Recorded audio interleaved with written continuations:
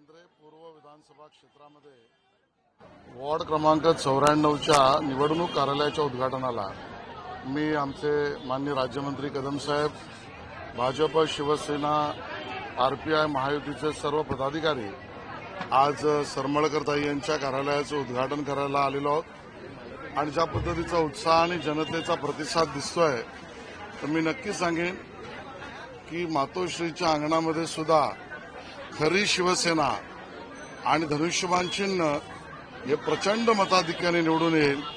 जो बाळासाहेबांच्या विचाराबरोबर प्रामाणिक राहिला ते खंद नेतृत्व, मजबूत नेतृत्व एकनाथ शिंदेजी आणि बरोबरीने भारतीय जनता पार्टी माननीय देवेंद्रजी, माननीय रामदास आठवलेजी या सगळ्यांच्या सहकार्याने या ठिकाणी धनुष्यबाण आणि खरी शिवसेना जिंकेल याचा मला पूर्ण विश्वास आहे. काल महायुतीचा मेळावा जो आहे तो प्रचाराचा शुभारंभ काल झाला. उद्धव ठाकरेंनी असं म्हटलं की भेसळ काल जी आहे ती वरळीत जमलेली होती, त्याला उत्तर मी आज देणार आहे असं त्यांनी म्हटलं. मला वाटतं त्यांनी काल नाश्ता केला नसेल, त्यामुळे त्यांना मिसळ आणि मिसळ आठवले असेल.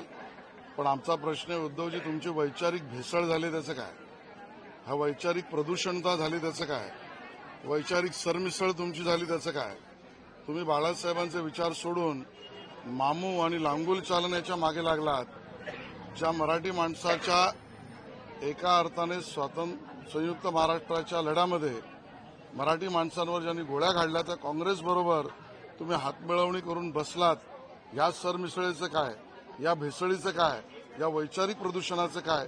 त्याचं उत्तर उद्धवजींनी पहिलं द्यावं. कोस्टल रोड असेल, शाळांची दर्जा असेल किंवा इतर गोष्टी असतील त्या आम्ही केलेल्या असं पुन्हा वारंवार सांगताना ते पाहायला मिळतात. त्याकडे तुम्ही कसं बघता? काल म्हणून देवेंद्रजींनी, एकनाथ शिंदेजी म्हणाले, श्रेय पळवणारी टोळी आता कार्यरत झालेली आहे.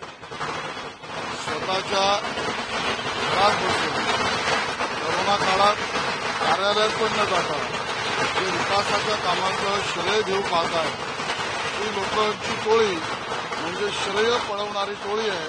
या श्रेय पळवणाऱ्या टोळीपासून मुंबईकर सावधान आहे. काल अध्यक्ष ओवेसी आले होते मुंबईला. ओवेसी मुंबईत आले होते आणि त्यांनी म्हटलं आहे की अमेरिकेचे राष्ट्राध्यक्ष डोनाल्ड ट्रम्प हे व्हेनेझुएलाच्या पंतप्रधानांना कळू देऊ शकतात, तर मुंबईचे मास्टर माइंड पाकिस्तानातून मोदी का आणू शकतात? मुंबई हल्ल्याचे किंवा भारतात जे दहशतवादी हल्ले होतात त्याचे मास्टर माइंड मोदी भारतात का पकडून आणू शकतात? त्यांचा अभ्यास कच्चा असेल. मास्टर माइंड आतंकवादी अमेरिकेतनं भारतात प्रत्यार्पण 4 महिन्यापूर्वीच मोदी सरकारने केलं हे त्यांच्या लक्षात नसेल आणि म्हणून त्यांनी अभ्यास कच्चा आहे, त्यांनी अभ्यास करावा. पण आधी त्यांनी मला उत्तर हे द्यावं, तुकडे तुकडे गँगच्या लोकांचं ओवेसी समर्थन का करतायत? भारत तेरे तुकडे होगे 50,000 असं म्हणणाऱ्या एका अर्थाने विघटनवादी शक्तींच्या बरोबर ओवेसी तुम्ही उभे आहात का? हा आमचा त्यांना सवाल आहे. शिवसेना कागदावर जे आहे परंतु धनुष्य माझ्याकडे आहे. येत्या 16 तारखेला विजय जो आहे तो आपलाच आहे. आम्ही दोघेही भाऊ एकत्र आलेलो आहोत. 16 तारखेला विजय दोघांकडे घेऊन या असं आव्हान उद्धव ठाकरे काल उमेदवारांना.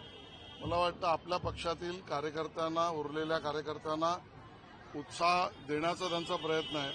धनुष्यबाण एकनाथ शिंदेजींबरोबर आहे, बाळासाहेबांच्या विचाराबरोबर आहे आणि खऱ्या शिवसेनेबरोबर आहे.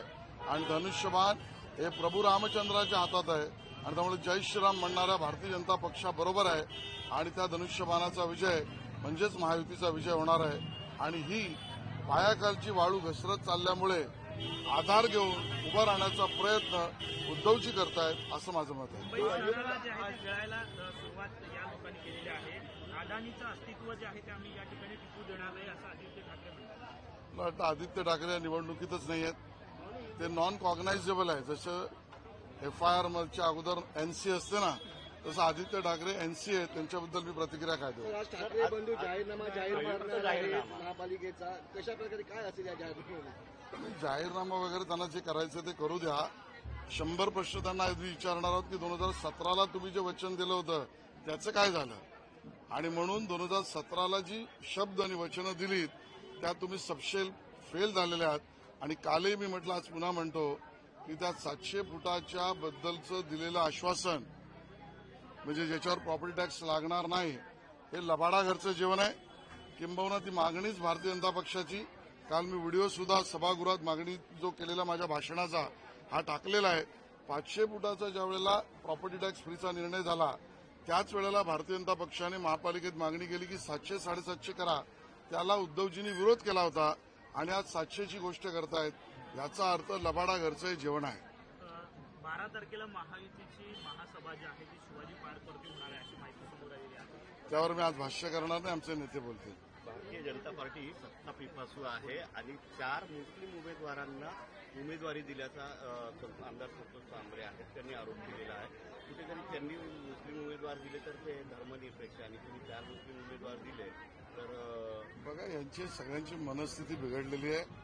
लोकांचा रोष महाविकास आघाडी आणि त्यांची 2 भावांची युती याच्यावर आहे आणि त्यामुळे जे मुद्देच निवडणुकीत नाहीत त्यावर ते चर्चा करतायत.